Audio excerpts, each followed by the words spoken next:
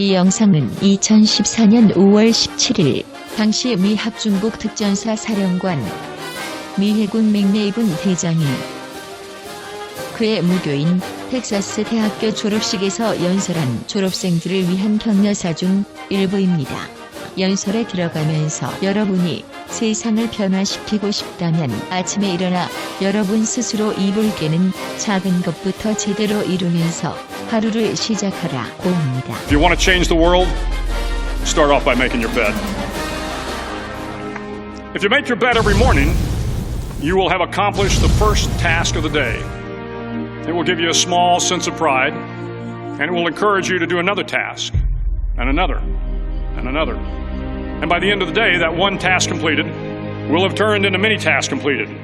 Making your bed will also reinforce the fact that the little things in life matter. If you can't do the little things right, you'll never be able to do the big things right. And if by chance you have a miserable day, you will come home to a bed that is made, that you made. And a made bed gives you encouragement that tomorrow will be better. To pass SEAL training, there are a series of long swims that must be completed. One is the night swim. Before the swim, the instructors joyfully brief the students on all the species of sharks that inhabit the waters off San Clemente. They assure you, however, that no student has ever been eaten by a shark, at least not that they can remember. But you are also taught that if a shark begins to circle your position, stand your ground. Do not swim away. Do not act afraid. And if the shark, hungry for a midnight snack, darts towards you, then summons up all your strength and punch him in the snout, and he will turn and swim away. There are a lot of sharks in the world. If you hope to complete the swim, you will have to deal with them. So if you want to change the world, don't back down from the sharks. Over a few weeks of difficult training, my SEAL class, which started with 150 men, was down to just 42. There were now 6 boat crews of 7 men each. I was in the boat with the tall guys, but the best boat crew we had was made up of the little guys, the Munchkin crew we called them. No one was over 5'5". The Munchkin boat crew had 1 American Indian, 1 African American, 1 Polish American, 1 Greek American, 1 Italian American, and 2 tough kids from the Midwest. They out-paddled, outran, and outswam all the other boat crews. The big men in the other boat crews would always make good-natured fun of the tiny little flippers the Munchkins put on their tiny little feet prior to every swim.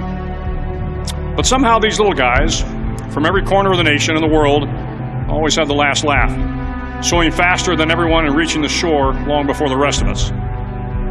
SEAL training was a great equalizer. Nothing mattered but your will to succeed, not your color, not your ethnic background, not your education, not your social status. If you want to change the world, measure a person by the size of their heart, not by the size of their flippers. The 9th week of training is referred to as Hell Week. It is 6 days of no sleep, constant physical and mental harassment, and 1 special day at the Mud Flats. The Mud Flats are an area between San Diego and Tijuana where the water runs off and creates the Tijuana Sloughs, a swampy patch of terrain where the mud will engulf you. It is on Wednesday of Hell Week that you paddle down to the Mud Flats and spend the next 15 hours trying to survive the freezing cold, the howling wind, and the incessant pressure to quit from the instructors. As the sun began to set that Wednesday evening, my training class, having committed some egregious infraction of the rules, was ordered into the mud. The instructors told us we could leave the mud if only 5 men would quit. Only 5 men, just 5 men, and we could get out of the oppressive cold. Looking around the mud flat, it was apparent that some students were about to give up. It was still over 8 hours till the sun came up. 8 more hours of bone-chilling cold. The chattering teeth and the shivering moans of the trainees were so loud, it was hard to hear anything. And then one voice began to echo through the night. One voice raised in song.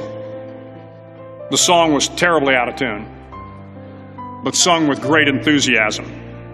One voice became 2, and 2 became 3, and before long, everyone in the class was singing. The instructors threatened us with more time in the mud if we kept up the singing, but the singing persisted.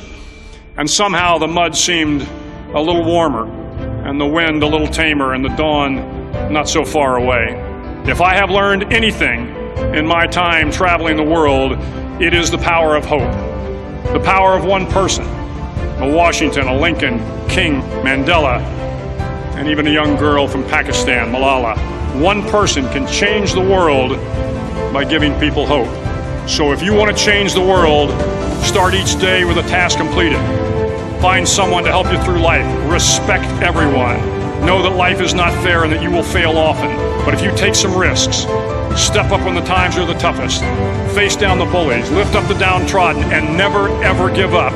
If you do these things, the next generation and the generations that follow will live in a world far better than the one we have today. And what started here will indeed have changed the world for the better. Thank you very much. Hook 'em horns.